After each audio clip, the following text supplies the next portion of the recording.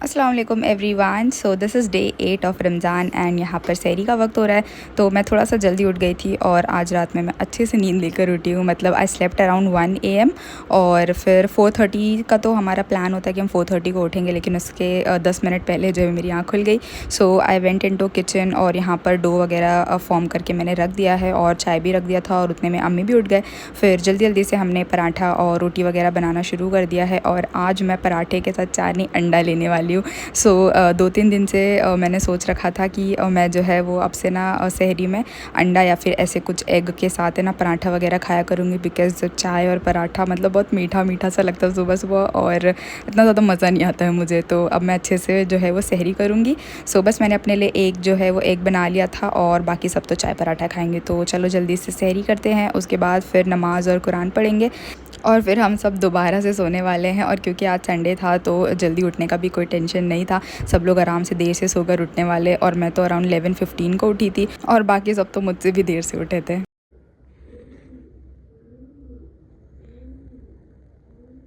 क्या हुआ मालू?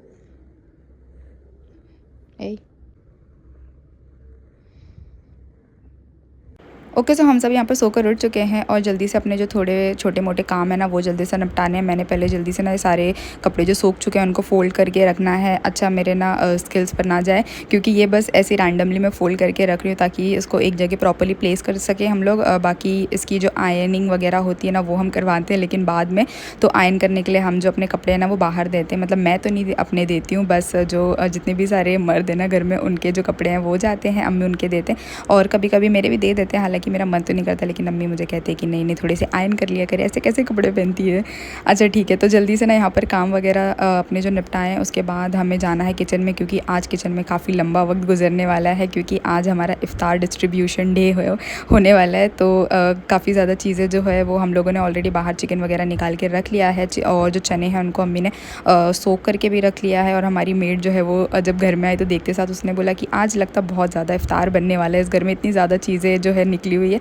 सो I said हाँ बिल्कुल सही गेस किया है। और जिस दिन इफ्तार डिस्ट्रीब्यूट करना होता है ना उस दिन सुबह से ही हमें प्रिपरेशन जो है वो स्टार्ट कर देनी पड़ती है, क्योंकि काफ़ी ज़्यादा चीज़ें भी बनानी पड़ती है और ज़्यादा क्वांटिटी में भी बनानी होती है हमें। तो जितना जल्दी काम शुरू कर पाएंगे हम तभी ऑन टाइम फिनिश कर पाएंगे, क्योंकि पैकेजिंग और फिर डिस्ट्रीब्यूट करने में भी काफ़ी ज़्यादा टाइम चला जाता है। तो खैर यहाँ पर है ना अराउंड 11:30 से थोड़ा ज़्यादा हो रहा था आई गेस, और यहाँ पर मैंने ना एक चीज़ की जो प्रिपरेशन वो स्टार्ट कर दी है। तो यहाँ पर मैं बनाने लगी हूँ चिकन डोनट। तो उसके लिए यहाँ पर बोनलेस चिकन जो अम्मी ने सुबह में मतलब सहरी के वक्त ही निकाल दिया था, डिफ्रॉस्ट कर दिया था, और इसको वॉश वगैरह भी कर लिया है।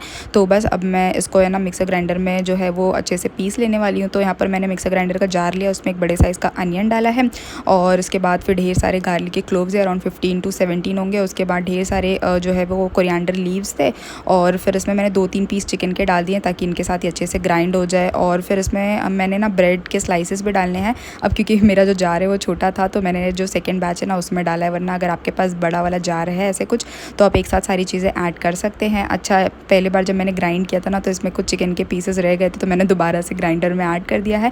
और आप चाहें तो डायरेक्टली ब्रेड क्रम्स का भी यूज़ कर सकते हैं, बट क्योंकि मेरे पास ब्रेड क्रम्स थोड़े से कम थे और मुझे ऑलरेडी उसको कोटिंग में भी यूज़ करना है, तो इस वजह से मैंने यहाँ पर ब्रेड के स्लाइसेस है जो वही यूज़ किया। 4 ब्रेड के स्लाइसेस मैंने यूज़ किए यहाँ पर, और ब्रेड यूज़ करना बहुत ज़रूरी है तभी इसकी कंसिस्टेंसी अच्छी हो पाएगी। अच्छा ठीक है, तो इसी तरीके से बाकी सारे चिकन को भी मैंने अच्छे से पीस लिया, मतलब इनका मिन्स या फिर कीमा बना लिया है। अब इसमें मैंने 2 टेबलस्पून भर के ना रेड चिली फ्लेक्स ऐड किया है, 1 टीस्पून यहाँ पर ब्लैक पेपर पाउडर ऐड किया है, और 1 टीस्पून ही वाइट पेपर पाउडर भी ऐड किया है। वैसे ये ऑप्शनल है, मेरे पास पड़ा हुआ है तो मैं यूज़ कर रही हूँ इसे। अच्छा, यहाँ पर ढेर सारा सॉल्ट ऐड कर दिया है, और अब मेरा जो हथियार है वो मैं पहन लेती हूँ, यानी कि मेरा ग्लव्स। इसके बिना मैं मिक्स नहीं करने वाली हूँ, बिकॉज इसमें ढेर सारी ग्रीन चिलीज़ भी ऐड की मैंने। अरे हाँ, मैंने ग्रीन चिली का पेस्ट यूज़ किया था इसमें, मतलब ग्रीन चिलीज़ भी यूज़ कर सकते हैं आप लोग इसको ग्राइंड करते टाइम, वो मैं बताना भूल गई, लेकिन उसमें वीडियो में देखा ज़रूर होगा आप लोगों ने। तो मैंने 1.5 टेबलस्पून भर के ग्रीन चिली का जो पेस्ट है ना वो यूज़ किया था।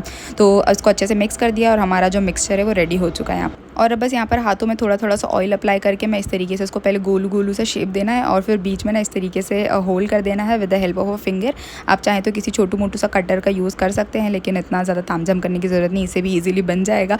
तो basically this looks like a donut, और हमारा यहाँ पर जो डोनट है वो रेडी हो चुका है, इसको कोट करना बाकी है। और अच्छा, मिक्सचर में ना जब हमारा मिक्सचर रेडी हो गया तो आप चाहे तो उसमें चीज़ वगैरह ऐड कर सकते हैं, बट मैंने अवॉइड किया, मैंने नहीं ऐड किया है।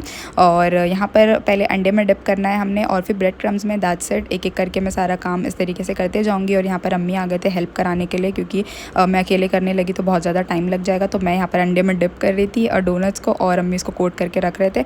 तो बस जल्दी जल्दी से हमारा ये वाला काम फिनिश हुआ। एक चीज़ हमारी ऑलमोस्ट रेडी है, बस इसका फ्राइंग का काम बचा है। ये जाएगा फ़िलहाल फ्रिज में। और इसके बाद हमने ज़ोहर की नमाज़ अदा कर ली है जल्दी से, और उसके बाद मैं दूसरी चीज़ को मैरिनेट करके रख देती हूँ। तो यहाँ पर मैं बनाऊँगी चिकन मलाई टिक्का। यहाँ पर यूजुअली ना चिकन मलाई टिक्का जो है वो बोनलेस से बनता है, बट अम्मी ने कहा कि हम यहाँ पर जो है वो सारे लेग पीसेस यूज़ करने वाले हैं। तो बस अम्मी ने ना ये निकाल के अच्छे से वॉश वगैरह कर दिया था इसको, और इस पर कट्स भी लगा लिए हैं। तो मेरा ये वाला काम आसान हो गया है। अब बस मैं जल्दी से ना इसका जो मसाला है वो प्रिपेयर करती हूँ। एक मिक्सर ग्राइंडर में मैंने ग्रीन चिलीज़ ले ली हैं, जितनी आपको तीखी पसंद है।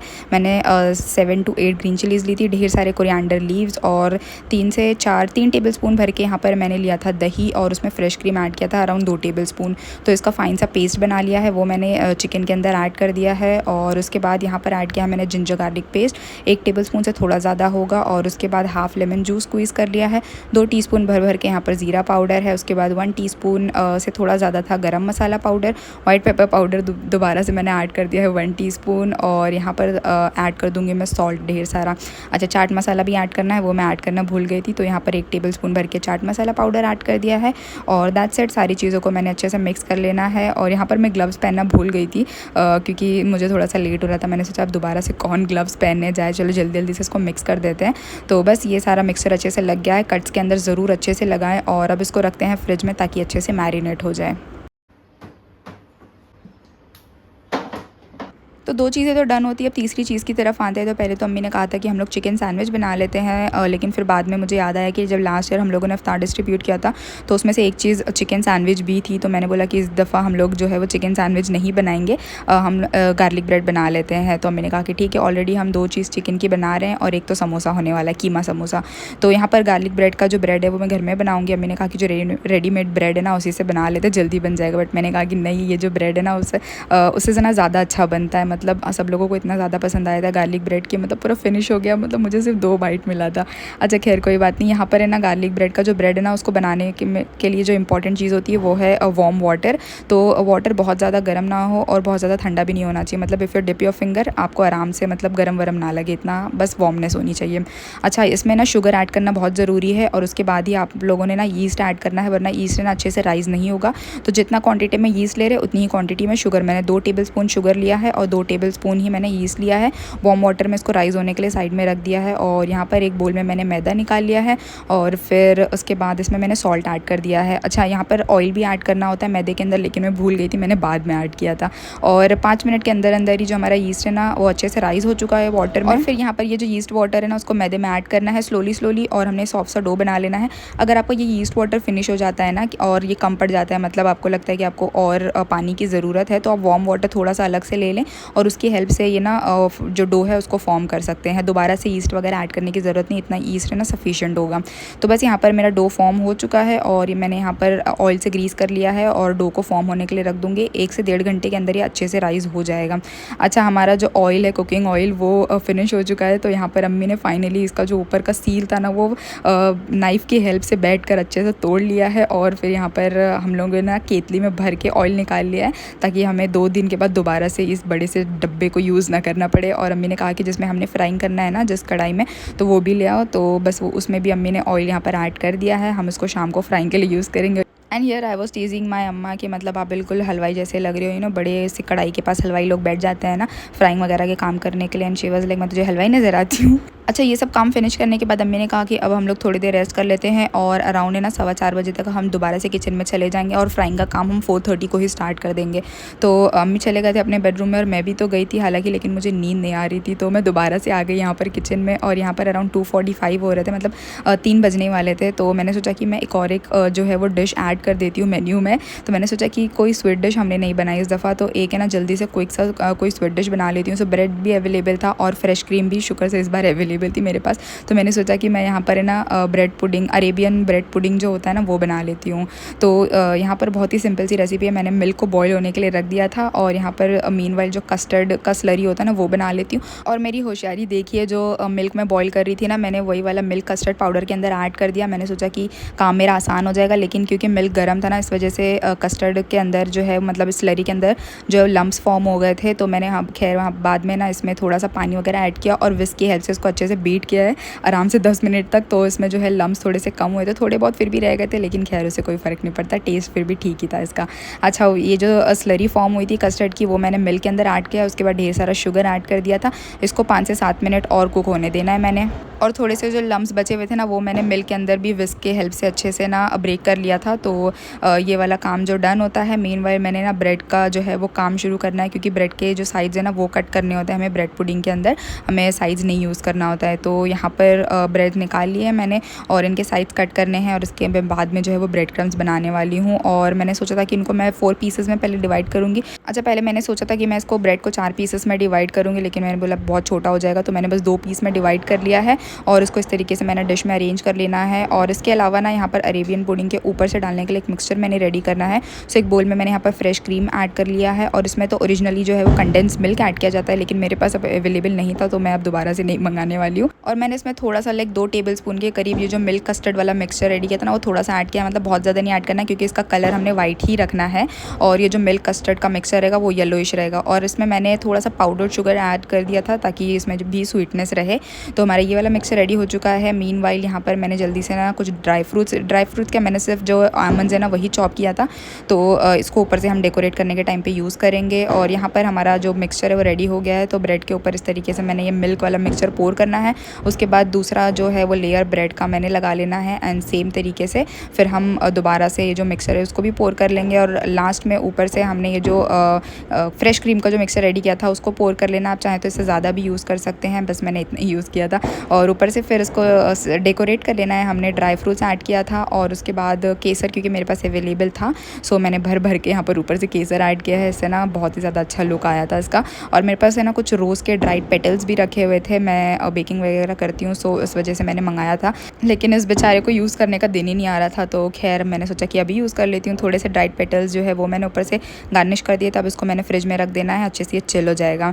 अच्छा, खैर यहाँ पर अभी भी काफ़ी ज़्यादा टाइम बचा हुआ था, मतलब 4 बजे नहीं थे, तो मैंने सोचा मेरा गार्लिक ब्रेड का जो है ना वो पूरा प्रिपरेशन में करके रख देती हूँ, सिर्फ मुझे अवन के अंदर इसे बेक करने का जो है वो सिर्फ रह जाएगा।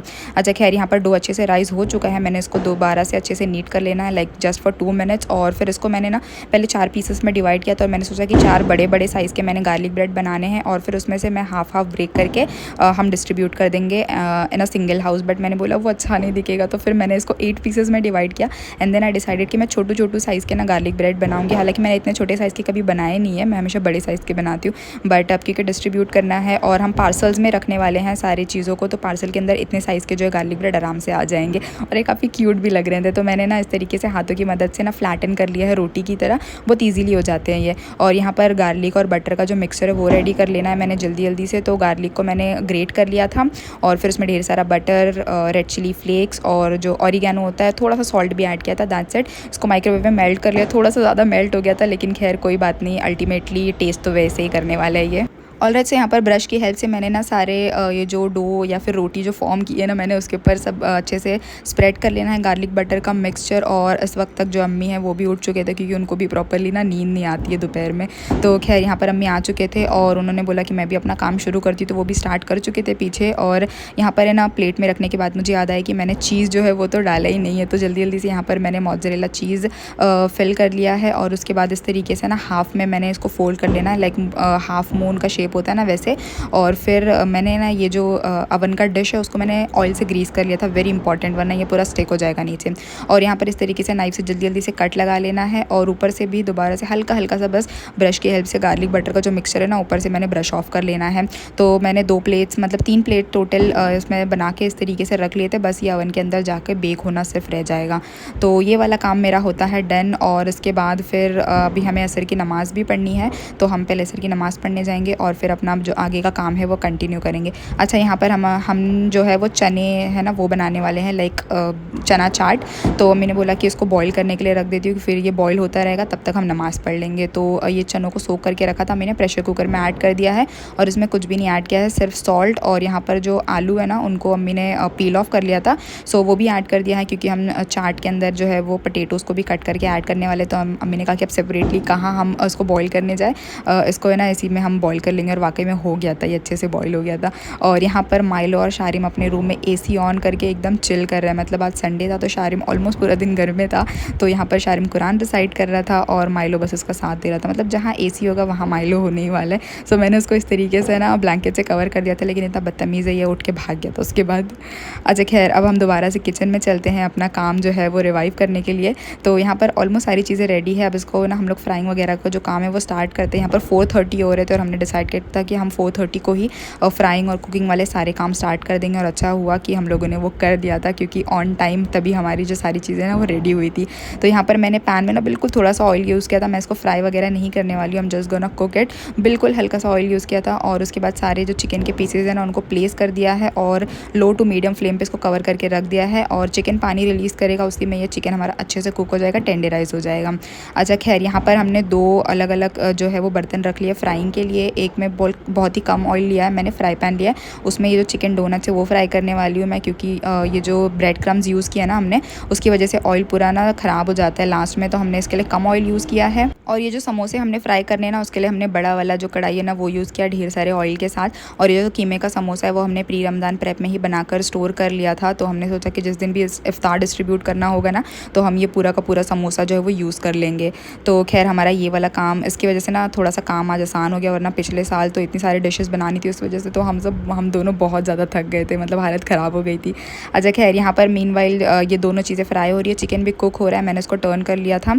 और यहाँ पर मीनवाइल जो है वो चने की दाल का जो है वो पकोड़े बनने वाले हैं, तो अम्मी उसको ग्राइंड कर रहे हैं।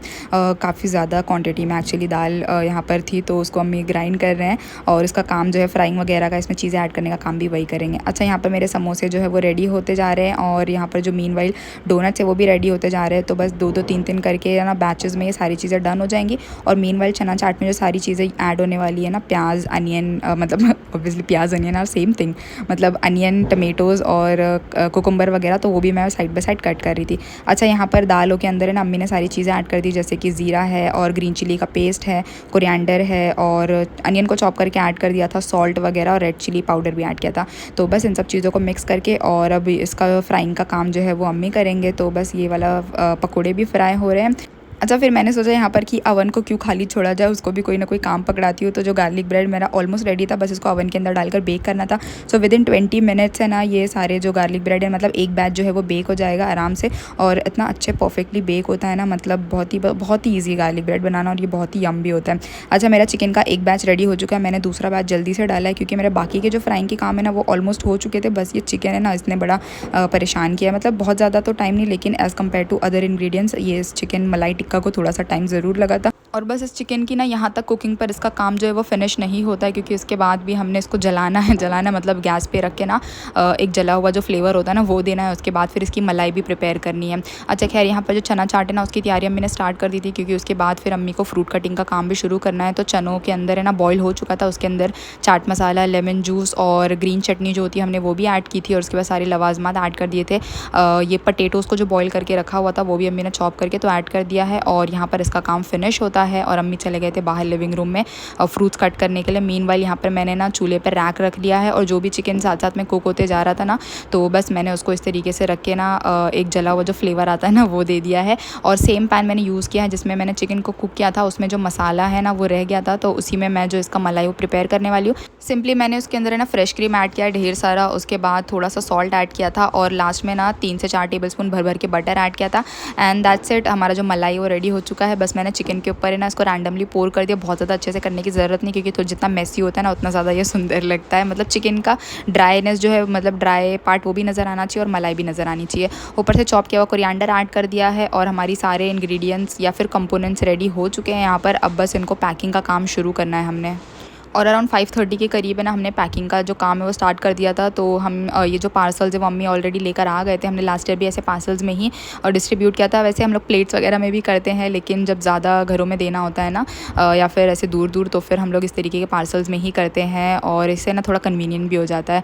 तो खैर यहाँ पर हम लोग अभी तक डिसाइड नहीं किया था हमने कि किस पार्सल में हमने क्या रखना है। हम लोग थोड़े से कन्फ्यूज़ थे और अब्बू भी यहाँ पर आ चुके थे। अब्बू को इन सब कामों में बड़ा मज़ा आता है, तो अब्बू भी हम लोग को गाइड कर रहे थे कि इसमें ये सारी चीज़ें रखनी चाहिए। तो हम चिकन को रखने से स्टार्ट करेंगे और बस एक एक करके सारी चीज़ें रखते जाएंगे और इन सबको डिस्ट्रीब्यूट करने का काम जो है ना वो भी अब्बू ने ही किया था। अच्छा, सारी चीज़ें ऑलमोस्ट रखने के बाद है ना पार्सल जो है वो कम पड़ गए थे, तो मैंने फ़ौरन से अपने भाई को कॉल किया। मतलब वो असर की नमाज़ पढ़ने के लिए गया हुआ था। सो आई कॉल्ड हिम और मैंने बोला कि जल्दी से ना एक्स्ट्रा पार्सल्स ले आ। तो वो लेकर आया। उसके बाद फिर हमने दोबारा से पैकिंग शुरू की और फिर उसके बाद अब्बू ने नमाज़ जो है वो भी पढ़ ली थी, तो फिर वो भी आ गए थे यहाँ पर हमारी हेल्प कराने के लिए। सो यहाँ पर मैं और अब्बू जो है हम दोनों जो है वो पैकिंग का काम हम लोग स्टार्ट कर चुके थे और अम्मी जो है वो सारे बॉक्स को जो है वो फिल कर रहे थे।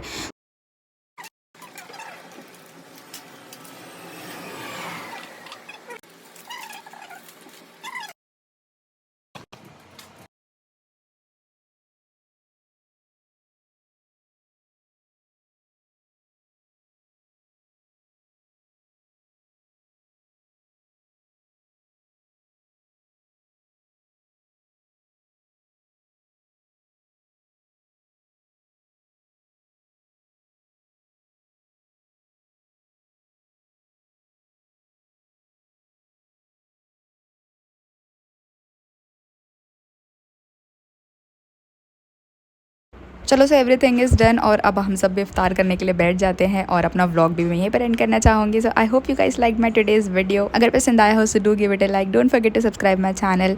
Thank you so much for watching this video and good bye, take care.